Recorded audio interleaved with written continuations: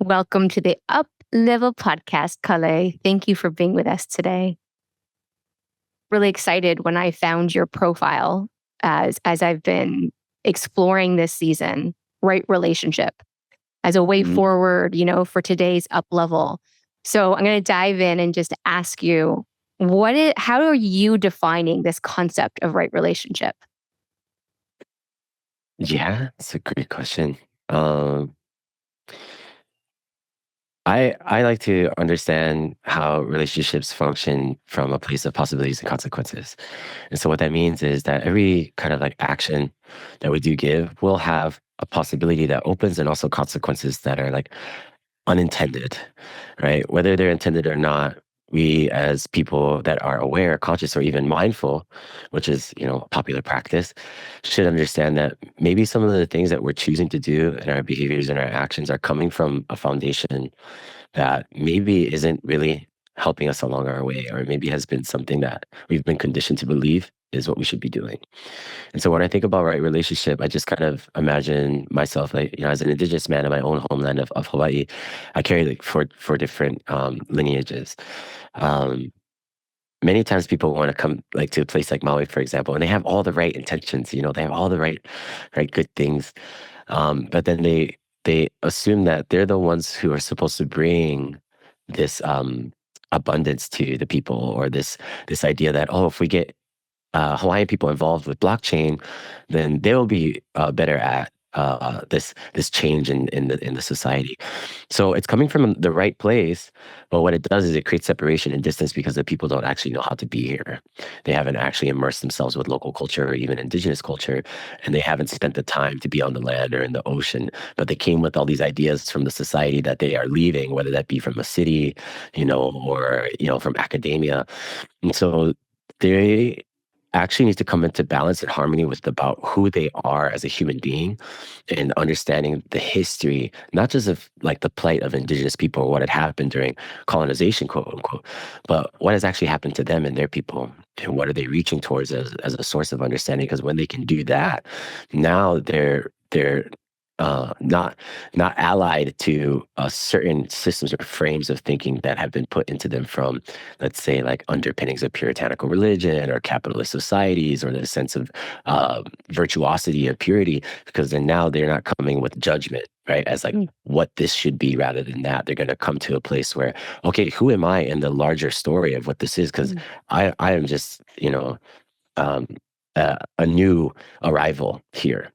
And so I believe right relationship requires a deeper connection of self, community, right, relationships, and then the environment too, as a whole. And so if we can do that as humans, I believe the right relationship that will show up is one that provides health and meaning and purpose, so that life can be continuously enhanced through the composting of ourselves into the places that we decide to reside in, and not just wanting to be like, oh, we need another multi-million-dollar health center here on Maui. Like, no. Yeah. No, we don't. No, we don't. Maui herself is the healing center. Is You the just healing need to center. go to the river and the ocean. Yeah. Kind of That is thing. so beautifully said. Beautifully said. And you said you have four indigenous lineages running through you. Can you tell us a little bit about these lineages? Yeah, well, there's an understanding that a lot of people have upon seeing me, because the projection is like, oh, he must just be like Hawaiian, which isn't the case. We've gone on so far with being the inductees into Western society for the past like almost 200 years, right? And so there has been a lot of immigration and mixing. So I actually have indigenous lineage I carry here in the land is the Kanaka Maoli. I also have Native American lineage that I've explored that many of my family do not do. I also have my Southeast Asian Ilocano lineages, and then I also have my Celtic. So I have Irish, Scottish, English, and then not to mention I also have like German and Norwegian, which I haven't fully embraced or understood yet. But the other ones I've been doing a lot of work on. So in my explanation of those four is that I've gathered a lot by not just reading a book, or searching the internet or using the AI to help me actually go to these places, and I see and I feel the land and the environments, not to be claiming upon them like, oh, this is who I am now, but letting that wider depth of ancestral knowledge and wisdom come through in these places. So there's a difference between gathering information and actually learning, right? I can't just borrow wisdom, I have to be immersed in it. Right. So when I speak on my lineages, it's because I've gone through ceremonies, I've learned prayers, I've learned languages. I've also seen the medicines and been involved with the medicines, whether that's plant, animal, or mineral. And I've also looked at the communities and have seen my relationship as like, more predominantly of a focus within my Kanaka way, because this is where I was born and raised. But how do I relate myself and my indigeneity towards these different lineages? And I found, yeah, we've all, suffered in ways, and we've all triumphed in ways that are closely related, even though we're oceans apart. And so when I speak on these things, it's more of like me putting myself out there, saying, I, although I may look this way, Kali doesn't exist, but he does find himself in this substrate, right? Mm. In this context of existence that I hope is something that invites us closer, as people. I know I'm going to say the word beautiful a lot in our conversation. That just it's so beautiful. And when I think about a way forward for humanity and right Hmm. relationship, it's like, what if more people took the time to really understand their lineage and have an experience of it versus an embodied experience versus a cerebral experience, but go back to the land, practice the mother tongue, eat the foods that are indigenous, like swim in the waters. And what would that do to individuals on a cellular level, and therefore support them, whatever context they go back into? It's like there's something about the word reverence is coming up for me around that there's like a reverence if one chooses to explore themselves that way. And I know a lot of your work is around ceremony and ritual, which to me is like reverence. So let's go there. What Tell us a little bit about what you do when related to ceremony and ritual and how this relates to right relationship. Oh, that's a beautiful question. We're gonna say Both of these beautiful. things We're gonna are say fun. beautiful all the way through. Yeah, totally. And Yeah, yeah, it's so, yeah, maybe I can kind of just define the right relationship understanding one more time and then enter to the question, because great. right relationship for me is about these things that we say about mutual respect, right? And like accountability and reciprocity, right? Deep listening, responsibility, and reverence, right? And those things come with attuning ourselves to the impact, right? That we're hoping for to have like right relationships. So when we can do those things, it's kind of like a tall order, right? So we're talking about respect, accountability, reverence, like all these things. So what I like to do is to bring people into a self-awareness to refine their own presence and commitment to living in a way that does nurture life rather than extracting from it. So there is that sense where right relationship can be a personal practice, but I believe in the collective, shared experience of responsibility. So when I come to ceremony as not just like a tool or a technology, but something that all of our ancestors did in some shape or form, that was an aspect um, of us that we always carried as within our subconscious. That there is places that are our daily lives where we have to have a discernment, like, okay, this is the way I'm living in society because I have to make a living, for example, right? Or I have a certain calling that says this is what I should be doing in this world to not only contribute to the society I'm a part of, but also to have my self-expression be realized. And then there's a whole nother part that many people are missing. And that is this understanding that they're connected to something that's so mysterious that can't be bought or sold, that can't be rationalized or data collected. You know what I Yeah. mean? Like there's cookies, in this one. And it's a great mystery that and through that experience we understand ourselves as human beings, that we're not in control. and we're not here to manipulate things or condition things for our own selfish gains, right? That comes back to the extraction. So, what do you do when you have someone who's been asphyxiated, right? Have a hard time breathing, or they have a life-threatening situation? Well, we're normally taught to give them CPR, correct, in the society, which is cardiopulmonary resuscitation. So my query and question for people is, well, what do you do for a society that has forgotten how to breathe? Mm, For a society whose culture is in a life-threatening status and position? mm, Well, mm. you give them ceremony and prayer and responsibility, which is ritual, right? Something that you devote to yourself on a regular basis of a practice. You have to CPR the cultureless society so that they can invigorate themselves back into grieving, into praising what they've lost and what they can't remember, so that this emergent culture of awakening can come. So we have to give ourselves context to the patterns and the wounds that have shown up in our relationships to people in place, right? And then also within the history. So we have to look to our past to face our future and find ourselves in a remembrance of who we've been and who we can become, so we can inform the future, not shape it to the things that we're ailing from or from our wounds. So inheritance is a big thing. And I don't like to focus so much on traumas, but I do like to focus on blessings and ceremonies and prayers that bring us into the context of allowing ourselves to let go, so that clarity and healing can come, and transformation that our ancestors have done through the wisdom that's been passed on from generations, because they were not contained by money or time in that sense. We're talking about traditional lineages. That's an ancestral intelligence that's gone on for thousands and thousands of years. And there's no sense of colonization or forced assimilation or whatever you want to call it that can remove that. It's just been a slumbering, hibernating root that, if we give deeper respect for, they will begin to show up in our lives. And so those two things can be held together, right? Our daily, making a living lifestyles, and then also our indigeneity that is there at a cellular level, right? Written in our genetics, scripted upon our bones, that can give us a regenerative quality as human beings and helps us with ethical living, right? And relational worldviews for everyone. So Woo! Dropping the mic. Dropping the mic. 7 minutes in. Dropping the mic. the questions are, That's I mean, yeah.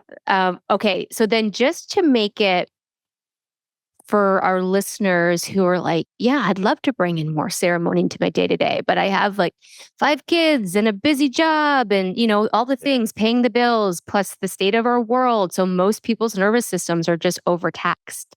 What are some bite-sized, accessible ways for people to drop into ceremony and ritual in a day to day?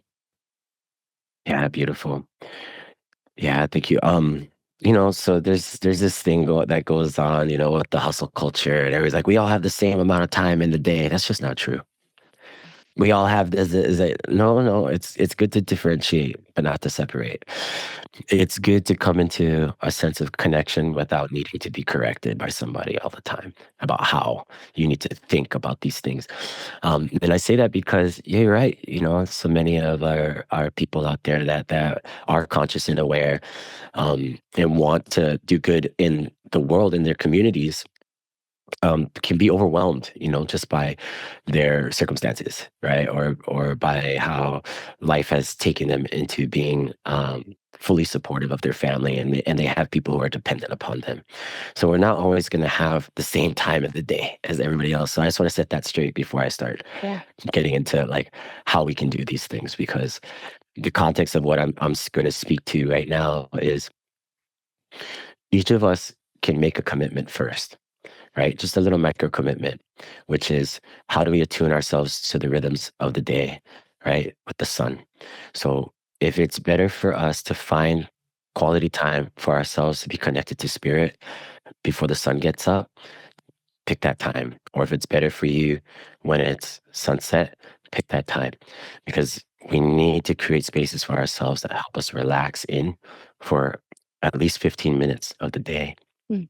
And I recommend at least a little bit of a quicker um, uh, speed of how to integrate ourselves, whether it's within that rhythm of the sunset or sunrise, is to really tap into your breath first.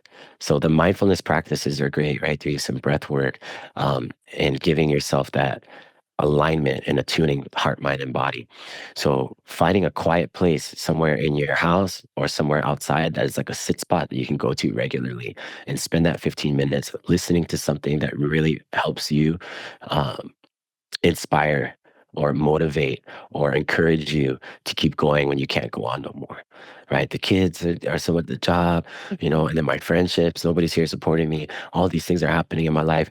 We can quickly spiral out to the point where we just, I don't want to do it anymore. And then we numb because the nervous system has been in fight or flight mode for so long that once it hits that upper peak where like now it's either we're numbing out and nothing matters, or we're so extended that we're just reactionary all the time. Yeah. And so those extremes of our chronic stress and displacement is a form of self-oppression. Mm. So when we think of things so large, like, oh, well, I gotta like do this for the world, I say, no, stop, do it for yourself first. Give yourself all the hypervigilance and these anxieties and pressures that you're putting on solving things. And you're not here to remedy anybody's problems. You're not here to take care of the entire world because the natural world is alive. She just needs help awakening again because she's been sleeping too. So just take your time to nurture and nourish yourself and feel into your heart and breathe through these spaces that have been neglected for some time that need nourishment. So a good thing to do is also just to put your hand, because these are beautiful messengers, right? They can receive and they can give, and we can bless each other. We can bless ourselves. Put a hand on your heart or on your belly, put it on your temples, put it around your throat, wherever you feel that you need to prepare yourself for your day. And that's a beautiful ritual, right? Mm. Is just to tap into those spaces within your body. And again, like I said, I invite you to listen to meditations or anything like that. We have so much accessible to us, right, through the technology. Then the next thing that I think about, because I'm talking more about like self-love, right? Yeah. Yeah. If you do have a partner, you have a beloved, you have a wife or husband, boyfriend or girlfriend, whatever it may be, or you have children, my recommendation is the first thing that you do before you get going with your day is you give them as much love as you can. Mm. Love them up, give them kisses, give them hugs, tell them how much you love them. Even if the kids are like, yeah, dad, sleep, Yeah. smother them. Smother them. Yeah, please, and don't shy away from their, feelings of wanting to get you away, because ultimately, I believe that our partners and our children shouldn't have to go seeking things Mm. outside of themselves because we weren't able to give it to them, Wow. right? So it's necessary and vital act for us to give that love to them so much so that we also are not going out into the world trying to give love or care and all these other things, our energies to people who are not going to care for them and hold them in a good Mm. way. So give yourself that ritual too in the mornings. Mm. Yeah, love your family and Mm. love your people first. And watch Be- how things change during the day. Yeah. Yeah. Such a sacredness to those Mhm. two tips. So that's very accessible, listeners. And I know that for a lot of people right now, it just they feel so far away from being able to create a stillness or a sacred moment. So I actually want to go meta view, like get us up, you know, really high above all of this, what's happening on planet Earth right now. So, from Mhm. your perspective, what is really happening for humanity in this moment in time?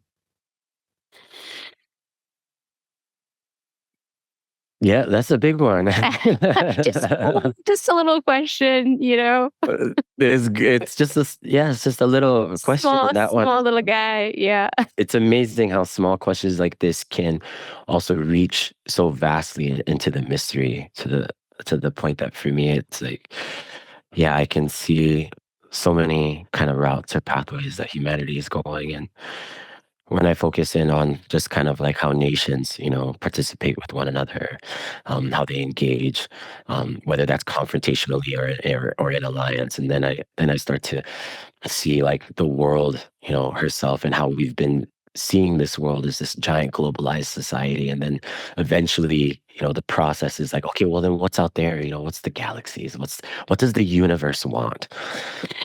And so my reply, to that is that. If we focus on these larger bodies of society and hierarchies, and then we're still participating in that framework. Um, I say, rather than seeing the world within boxes and fragmenting ourselves upon, okay, this is a westernized view, this is the easternized view, this is indigenous view. I want people to come back into a harnessing of how do all those things actually make sense to you as a person in your daily life. If it doesn't make sense to you, don't need to participate. But what I can see within that participation when you do that is there is a need and a longing to tap into your humanness, because the way of the society now is very different to what the natural world wants. Right, the natural world wants to continue to give abundance to the plants, animals, and minerals, to these other nations, as we call them in our traditions, of the four-legged ones, the winged ones, the crawling ones. So we're not, as humans, really conducive in our desire for advancement all the time to supposedly give ourselves more comfort and convenience. It's actually beneficial for the rest of the world. It creates more consumption, more extraction, and more disposable ways of viewing the world. So it's easy for us, when we look on bigger pictures, to miss what's actually happening right here in our lives. So I see that, automation and robotics is not going anywhere. It's only going to increase and compound and extrapolate further. So my hope is that through the language that I use, through the message that I give, whether we want to call it reindustrialization, decolonization, great for praise, or the men's work, or whatever it's called, I'm very interested in the human work. Mhm. The human work, because the levels of identity that we can associate ourselves with should not cause us separation on this large scale of like what's happening in society. I don't want to speak to people as if, oh, I'm the indigenous one that has all the answers of ancient wisdom. I know I'm a human just like you, and I have this way of being because I chose to step on that path, just as much as somebody might have walked into technology. I need them to see what I'm seeing. Mhm. I need them to understand that we're not separate, because the way of the human and the natural soul is going to continuously be snuffed out if we don't address this constant, relentless pursuit of more, more, Mhm. more. That more is weakening us, and it's numbing us out, and it's making us forget our humanness. And what that does to people, again, is become extremists, supremacists, or depressed, right? Just to name a few. Or And all there's many three. results. Yeah. Mm. Yeah. All Yeah. those three things can exist within one person at any one moment because of the immensity of all those things, and they're just trying to find themselves in that. So we Yeah. begin to part and parcel. This is right. This is wrong. This is good. This is bad. Yeah. Let's come to the center and reorient ourselves as to how we can be humans, which is stewardship, Mm. stewarding the lands and the oceans. Stewarding means, how do we come into a place and not only make a contribution, but also regenerate, so that when we leave those places, they are better off than how we found them. So it's much about an energetic exchange, Mhm. right? So if you ever felt this kind of rumbling within your heart and a passion for being alive, and that flame within you shines or shows in different moments of your life, really take care of that one, Mm. because it's our passion that's going to allow us to have authenticity that is undeniable, Mm. but also not worried about uh, what you call it, like our insecurities or our failures or things like that. Mhm. So living boldly is Mm. just as important as having a regenerative understanding of the world. You got to Mhm. be brave out there, Yeah. when instability and everything is accelerating so fast. So It I hope I kind of addressed it. Well, you have, and I'm gonna try to, like, pull it out for myself and for our listeners. So, like, just, like, synthesize some of these great ideas and wisdom that you're dropping. So, if Mm, I'm gonna bottom line what's happening to humanity right now, there is a call to action, to be bold, to find one's center, one's purpose.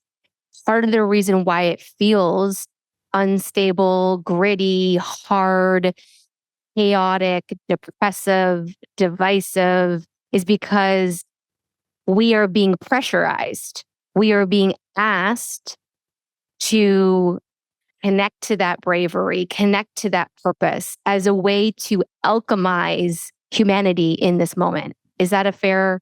synthesis? Yeah, that's great. Yeah, just listening to you um, give a summary of that synthesis. Yeah, that synthesis is fully where it's at. So I just want to add a little bit more to it, right? So Great. I'm not speaking on the sense that hyper individualization, right, and technological acceleration is something to be afraid of, right? I'm not saying that it's something that we need to get rid of because there's no going back, right? And our ability to navigate, this survivalism and this transhumanism without escapism, right, is another thing. So we need to get back to communities. Mm. We need to step back into ancestral knowledge and understand the shared responsibility as a living agreement on how we can be a village again. Because so many people understand that there was a thing called a village because each of our lineages had such things before, but we were never taught how to be villagers. Mm. We were never taught how to be within a community like that because what we've done is we've asserted ourselves to believe that the community should be there for us in all of our personal wants and desires. And that's not how villages work. Villages need to be built. They need to be grown and they need to be cultivated outside of what we need for ourselves as a personal gain.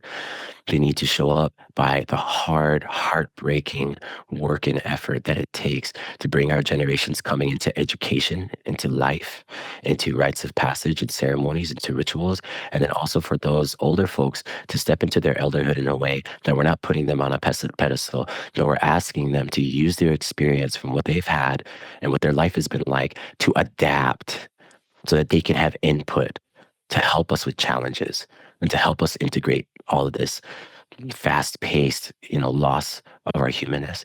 So I see the globalization as a way for us to have global grief processes. It returns to ritual amongst any faith that it might be, whatever major religion, whatever society that claims you as a citizen, whatever, constructs of consumerist identity that you might have. We can let those things shed when we come back to our communal ways and metabolize our losses and grieve our angers and our anxieties and our numbness. And that's the rediscovery of the rituals and of the ceremonies, is in our own mourning.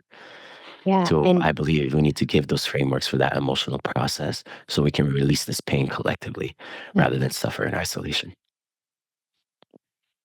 beautiful.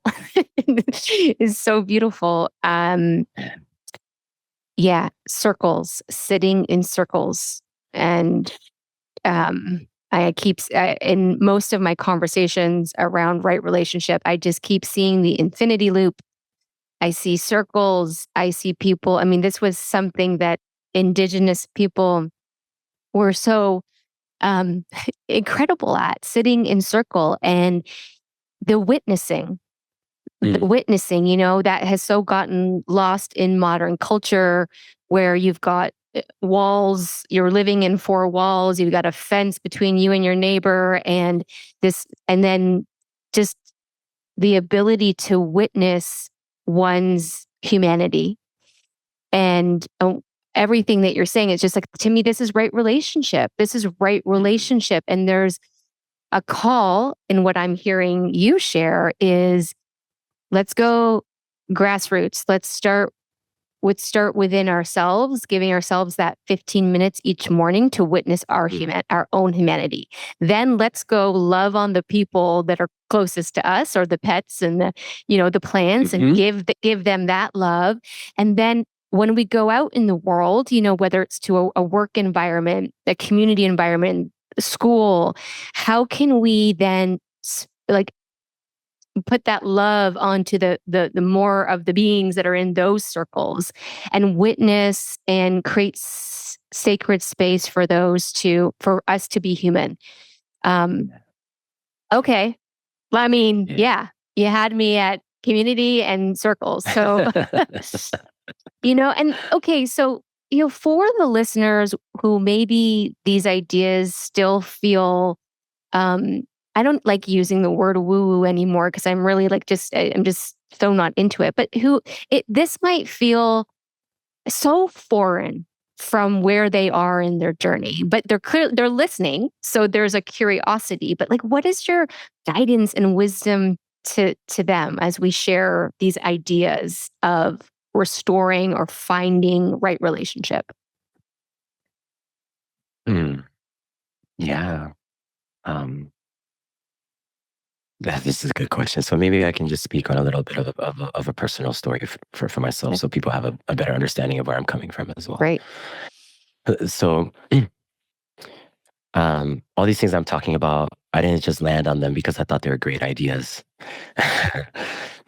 It wasn't something that I thought of because it was um, something that I suppose, like, okay, this is what is missing. So now I need to start becoming a thought leader. Not at all.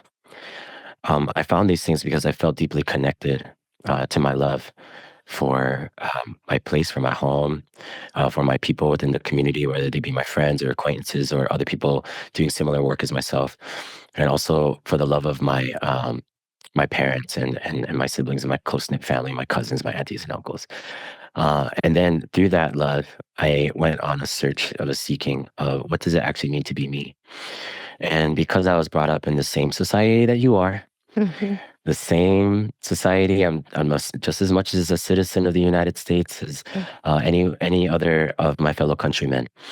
Um, I just have a unique experience because I'm out here in the 50th state of Hawaii.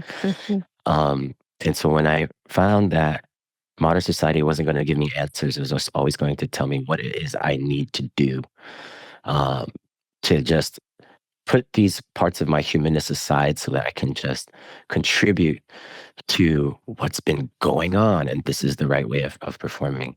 So through my exploration, I went to cultural school at a young age, and I had known things about who I am, let's just say as a Kanaka, as a Hawaiian man, from my grandparents and from my mother's side of the family, because they were all from Molokai, and that island only has like 8,000 people that lives on that island. So most of those people living there are based on subsistence living from the ocean and from the land. So what they gather from their homes and their environment is how they're able to live. So in the cultural school and in the learning, I got to understand connections to dance, like hula, and then chant, prayers, and then also to further my knowledge with plants and plant medicines and what that looks like. So I had that piece fully involved, very immersed for like 15 years now. And then I also needed to make a living. So because I was easily influenced, at a young age, I participated in going to college and then also performing at luau's or like sunset dinner cruises. Okay.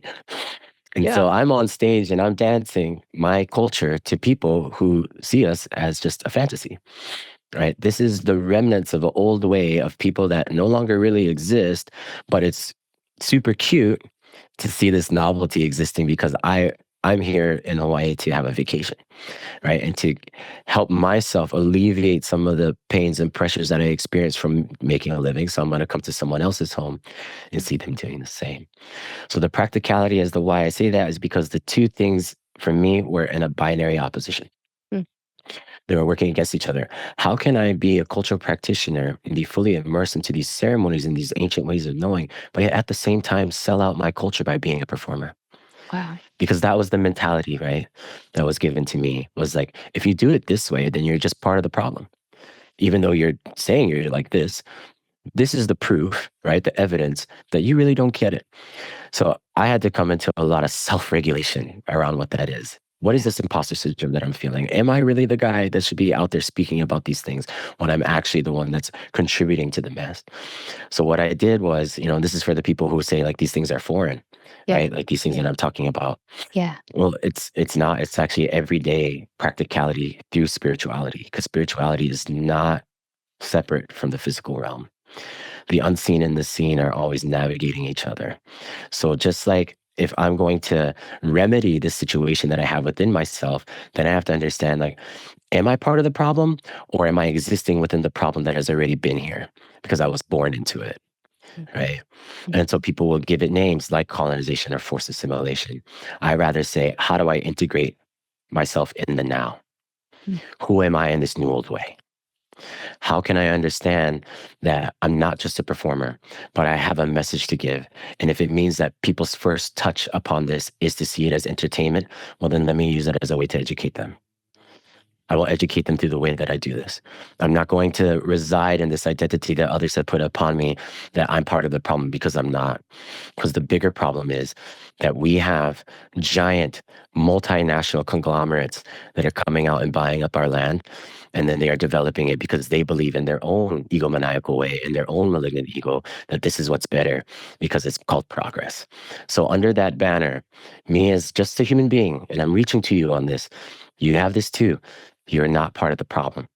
You are existing in the ways that this extractive system, that this system that has severed your connection towards these things that I'm talking about to you, that seems so foreign, because it's not your fault.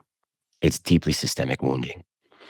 And my thing right here in this moment is, if you can actually begin to listen to me, to what I'm saying, is I'm not forcing you to connect to anything that isn't already there. I'm just reminding you. I'm reminding you about who you can remember yourself to be, because you too have parents and you have children, possibly. You have family and you have people around you that have loved you and helped you and supported you so much. Do it for them.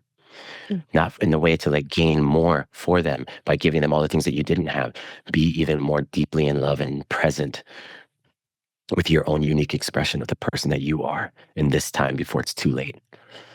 Don't wait till it's too late, because there is such a thing as it's being too late, because we all are going to go through our own birth and death and rebirth process as a people, as persons. So whatever I'm saying to you now and any of that that has landed, I hope it just gives you a little bit more guidance to explore this inner landscape as to, why is this so foreign? Why does it feel like what I'm saying is somehow in direct conflict with who you are? Because it's not. It's actually a plea. It's actually a hope that we can start something through this, rather than end it and cut it off because we just couldn't bear the weight of it being something that we're not ready for. You're ready. You're listening to this podcast. You're ready. Woo! There's some medicine. Powerful. Thank you, thank you, thank you. My goodness. I'm just feeling that reverberate through my cells, through my being. And I'm hoping our listeners are having a similar experience. Thank you for this. Thank you for all you've done to get to this place, to be able to download and share and offer in this way. I know a big part of your work is men's work. Mm-hmm. And I think given this context of right relationship and where we are as a species of humans, there is something really calling me about men's work and wanting to speak to folks like you that are doing it, and to educate people on like why men's work, why now, what like what is its purpose. And I think if we keep it in the context of right relationship, that would be helpful. Yeah, that's why now? Yeah, why? The first thing that comes up to me is, just from that perspective of the things that I've learned. So I'm gonna go into this little story, and it might get woo woo again for a bit, Yeah. and then I'll bring it back in. But so in the ways of learning through the tradition, I've had to really understand what it means to be in commitment, because there was things that are demanded upon me through the obligation that I have to uplift my culture that I just can't remove myself away from, because I've made these commitments. I've made these really it's not rigid, but they're deeply spiritual, and they're deeply inherent to what I believe is the course for a man to move from boyhood into manhood. Because the boy is always going to look for things that benefit themselves. The boy is always going to look to me. Well, what about me? I don't feel seen. I don't feel heard. I didn't get the love that I wanted from my mother and my father. I have childhood wounding. I had that, it'll keep going. And so the process is, I needed to make commitments towards something outside of myself that I could be in service to consistently. and to show up and to give my presence. And so it didn't matter, if I have to go out and do Sundance this summer every year for the next 6 years, I will. It didn't matter what I had going on in my life. I was going to spend 2 weeks out there in the desert, getting ready for the ceremony, dancing in that ceremony, and then cleaning up afterwards and being of service throughout the whole thing. And I was going to do that. And it didn't matter what I had going on during the week. If it was Thursday, I had to go to Halau, and Tuesday, I had to go to Halau, and Sunday, be there for revitalization of our sacred places. I had to do it. It didn't matter if I had work. It didn't matter if I had other obligations to people. I had to cancel those things and commit myself to what that is. So that to me is a right relationship. So why the men's work? Why the men's work? When you have a society that has lost its way in rites of passage and initiations, then you have a lot of grown-up looking adult men acting like boys because they don't know how to commit, because they haven't understood what it means to have a deeper meaning and purpose, because that's what all the young ones want, right? As in adolescence, they all want to get, and they want to group up and click up and be like, oh yeah, we're the athletes, or we're the thespians, we're the theater kids, or I'm in a gang, because it gives them a sense of responsibility to a collective that then they can say, I can step into adulthood this way, because that's all they were given. They weren't given a deeper understanding of how to have communal life with people outside of their clicked up group, because that's a natural process. It happened all the time with our indigenous cultures, right? That we have all come from, that we've lost and severed our ties to, is that the elders were there and they knew how to move, not in binary opposition. They knew how to move in a duality of cooperation. So they could see the young ones coming up and they're like, okay, I know how to position this one because he's a natural born leader or she's a natural born leader. And then these ones are going to be very supportive. And then in time, when they grow up, when they have more responsibilities, they will lead themselves. But we need to enhance their gifts and their skills and let them remember what is within them that only they have. That is this special gift, this beautiful burden that they need to keep carrying into the world so that their light will shine. And even in their darkness, they're not afraid and they can still move amongst the people. So the men's work is so important in this time because it's an urgent reclamation of responsibility and purpose. And for these men to understand relational and cultural intelligence. That's the way I focus with the men. Say, look at the times when you were lost and you never knew if you would be found again. Look at all the times that you were hurt because you were betrayed or you were denied and you were rejected. Because those are the biggest hurts for a lot of men, is they lose trust because somebody betrayed them or they were rejected. And so then that little boy is hurt because they're still functioning in that side. They haven't let the boy die. So when I go to do the men's work, in little ways, I'm helping them unite in a relational intelligence, a cultural intelligence. But if they want to go deep into the work with me and they give me 5 days, they give me 5 days fully immersed into the work, I can put them through an initiation and rite of passage, and we can let that boy die.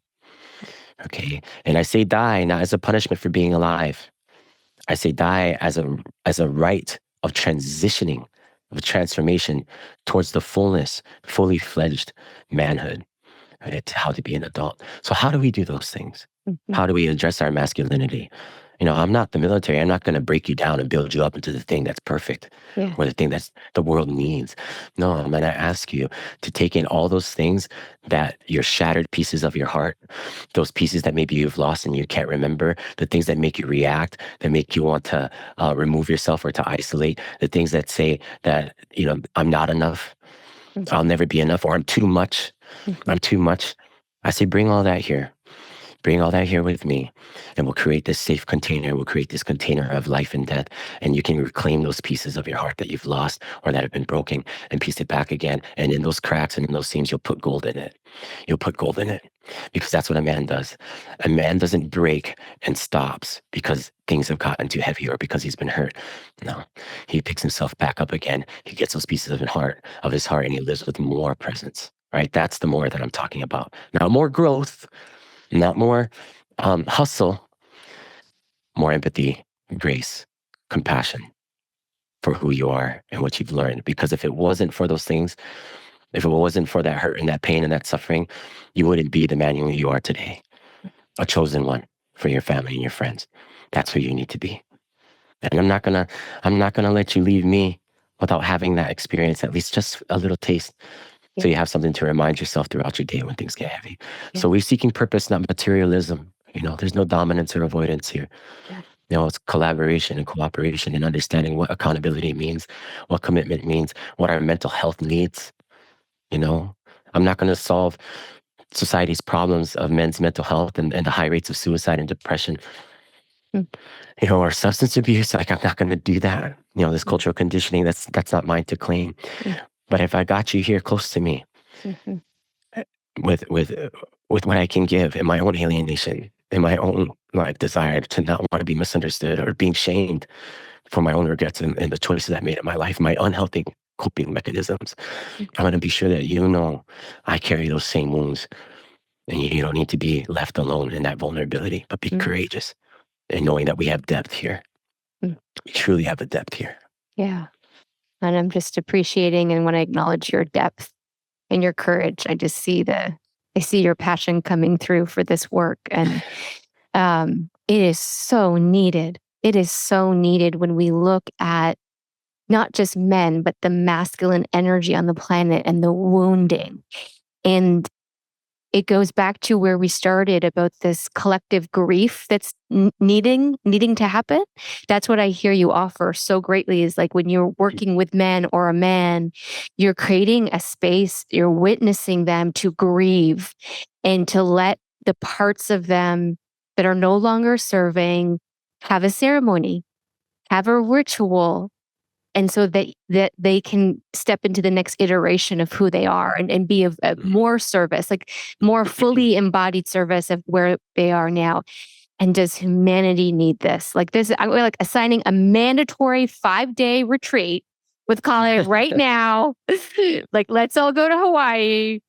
Yes. It is just, can you imagine what would be possible if a lot of the men right now on the planet who are in positions of power Mm. could drop into this consciousness and imagine if they didn't experience like that together. Oh, wow.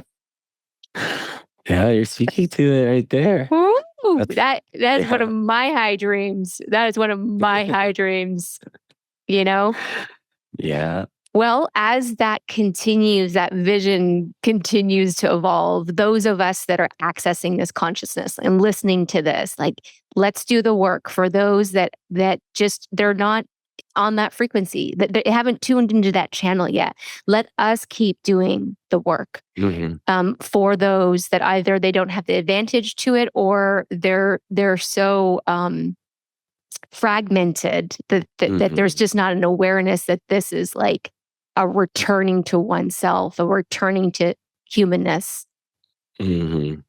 I'm going to start to, you know, bring this to a close. So you've shared a lot of like the work that you do, but if people want to find you and do work with you, and this will all be in the show notes, but if you can give us just like, how can I work with Kale Mhm. and find you? And then the final question, everything that you've answered has kind of provided this, but like in this moment in time, in the context of right relationship, what is your hope and prayer for humanity? So those two things to bring us to Mhm. close. Mhm. Yeah. Yeah, well, if what I'm saying resonates with you, and the beauty of like something that resonates is because it rings true. Um, a lot of people want to talk about truth. Yeah, and I need to speak from my truth, and that's a valid. It's valid because there is a sense of truth that resides within us about what it means to be me. For example, that if you really knew about me, then you would know this, right? And that's part of the personal truth. If this resonates with you, I want you to understand that any type of truth um, will not be tested by questions because it's the truth. The question will actually reveal it more. So my progress and process with this with people is maybe there is a true thing within you that has yet to be seen and witnessed and felt by someone else. And then their true thing needs to come to the table as well. And then in that truing, we find truth together. Truth should not be isolated with any one person or any personal endeavor. Truth should reside within the relationships that we have to either human, non-human, more than human, plant, animal, and mineral, because there is such thing as natural law. and natural order, that we, as our unspoken agreement in this time, that our ancestors had done, because they had to live in a right relationship with the world so they could thrive. Otherwise, they're constantly moving through survival. And that's not what we did. It wasn't an abysmal existence to uh, work the land and be in the ocean in such times that this abundance would flow, and seasonally we would understand ourselves through it, and that we would have more than enough time to be involved in the creation of art and to be mastering our crafts. And so if you're into that stuff, if you're into wanting to develop yourself as a person that can contribute to the truth of a community that is ready as a vessel to receive your contribution and to give you some praises for making the efforts, you can always find me at my Now Academy. It's an online membership. You get 7 days free. And it's just $30 a month for the time to be there. I do 3 live calls that are a men's council on Wednesdays at 3 p.m. every Wednesday. I do a community council call that's at 7 a.m. This is all Hawaii time every Sunday. And then I do a live Q&A on Mondays. So that in itself, the value that comes is through coursework. So I have 7-day Kickstart program that, if you're new to the membership, you just take a day at a time, and it'll help you learn how to integrate and engage the wisdoms and the teachings that I'm bringing through. And then there's also a lot about re-indigenization, grief and praise, and all the calls that I've had are recorded and they're on there. So if you want to be a part of the work, that's probably the easiest, most accessible way. If you're interested in seeing me, I always am on TikTok and IG and on YouTube. So you just put in my name and you'll find me, Kale Ka'alekahi. And that's pretty much my handle for everything. And so I also do work with Sacred Sons. I am a co-founder. So a lot of the event spaces that I host is through Sacred Sons. So if you ever want to come out to a Maui Mana or anything that I'm doing here in Hawaii, go and register with Sacred Sons, because that's where a lot of the event calendar is at for where I'm going to be. And I work in leadership as well. So just like how you're talking about with people in higher places of politics or in leadership, or the ones that have a large following, it's for them. It's really for them. That's the vision, right? The hope is that we would have more men in places of power and authority actually come and experience this work, so that they have something. This is what Brotherhood does. They have something that holds them accountable to their behaviors and to what they're doing. And it's not to punish them, but it's to give them something that they've been missing, because we're not returning, to this romanticized view or version of what masculinity once was. We're not doing that. We are creating in real time what masculinity looks like now, because we can't return to the past, and we're not going to dismiss masculinity as toxic. We're going to craft that new vision of what it means to be a man, one that is deeply in service to life, love, and legacy, because now is the time. That's why I call it the New Old Way. That's why I call it the New Old Way Academy, the Now Academy. That's why I do work with Sacred Sons, because we're all truly sacred beings in this time, if we so choose to walk that path. Because if men do not reclaim this work for themselves, to come into circle with other men who have been seeking and searching for that, then the society will always define the masculinity for us. And as we've seen, that never goes well. Nope. So my vision is that we can harness this energy together as men and be more of a benefit of stewards of our relationships and of our people, in expansive ways throughout, the world. And, if you want to take on the big talk of the universe, be my guest. I don't want to go there with you, but I'll take you right here back to earth. And I want that for our women as well. So like I said, I'm here to be in the constant process and progress and co-creation for the women, to understand what we're doing on the men's side, and to support them, and having these circles, for the women, and having these events and these gatherings so that they can move through their things too. Because that's what we've always done. Men and women always held space for one another, and they held space for each other. Because there's certain ways, as we know, that women have so many gifts and strengths and skills that men just are never going to have, because that's not our role. Our role through the traditions is to be supportive of that container, because the women will always bring life into the world, and the women will always midwife the death too. So the understanding is that culture is always brought through because of the generations that come. And then the more empowered our women feel, the more embodied they are, the safer that they feel around men to be that expression, the culture will change. There will be a cultural renaissance. There'll be a cultural, and I'm saying it right now, there'll be a cultural renaissance when our women can feel that from the men and know that their voices that have been long silenced and suppressed can be heard, and that the men will be there not to tell them what to do with it, but just to be there to witness and to understand, because that's medicine for us too. And our children are going to be the beneficiaries of this legacy. Dropping it like it's hot in the UpLevel Podcast, Kale. Just profound and precious and beautiful. And thank you so much for saying yes to this conversation. You are bringing so much truth and love and presence to this world. I hope many of our listeners feel as energized as I do right now, and people will reach out to you. Thank you. Thank you so much. Yeah,